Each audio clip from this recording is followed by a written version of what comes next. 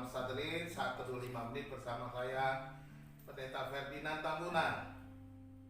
Hari ini masih berbicara tentang mengenal Allah dan dengan judul Allah satu-satunya juru selamat. Sebelumnya mari kita berdoa. Bapa di dalam surga, kami mengucap syukur kepadamu karena kami boleh membuka hati untuk kebenaran firman Tuhan. Kami serahkan waktu ini Tuhan untuk mendengarkan kebenaran. Biarlah Engkau Tuhan berbicara kepada kami, Roh-Mu yang kudus memenuhi kami, memberikan pengertian dan hikmat. Berbicaralah ya Tuhan, kami siap mendengar di dalam nama Tuhan Yesus Kristus. Haleluya, amin. Puji Tuhan.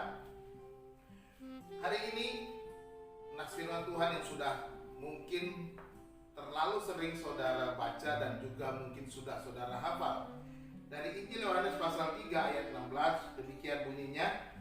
Karena begitu besar kasih Allah ke dunia ini sehingga Ia telah mengaruniakan anaknya yang tunggal supaya setiap orang yang percaya kepadanya tidak binasa melainkan beroleh hidup yang kekal. Saudara dikasih Tuhan, perkataan ini diucapkan Yesus sudah percakapan dengan Nikodemus ketika Nikodemus datang dengan diam-diam. Bagaimana caranya supaya dia bisa memiliki kerajaan Allah, kerajaan sorga? Bagaimana dia bisa memasuki kerajaan sorga? Dan Yesus berkata dengan tegas bahwa Allah sangat mengasihi dunia ini sehingga dia mengaruniakan anaknya yang tunggal supaya setiap orang yang percaya kepada tidak binasa melainkan beroleh hidup yang kekal. Dengan kata lain, Yesus mau menegaskan bahwa satu-satunya jalan keselamatan adalah dari Allah sendiri. Allah lah yang membuat jalan itu. Allah lah yang menyediakan keselamatan itu. Allah lah yang membuka akses supaya setiap orang bisa diselamatkan, yaitu anugerahnya, kasih karunia-Nya. Tanpa itu, semua orang akan binasa. Cuma ada dua, binasa atau hidup yang kekal. Dengan kata lain, saya mau katakan kepada kita bahwa segala daya upaya kita tidak akan pernah membawa kita kepada keselamatan. Pengetahuan kita, kekuatan kita, apapun yang kita miliki, bahkan harta, filsafat, segala macam yang kita mampu buat lakukan, tidak akan pernah menyelamatkan kita. Karena Yesus kan, saya sudah katakan, hanya ada di dalam anaknya. Rasul Petrus ketika dia melayani sesudah hari Pentakosta, dia masuk dalam bait Allah, ada orang lumpuh sedang minta-minta, dan akhirnya dia berkata menyembuhkan dia.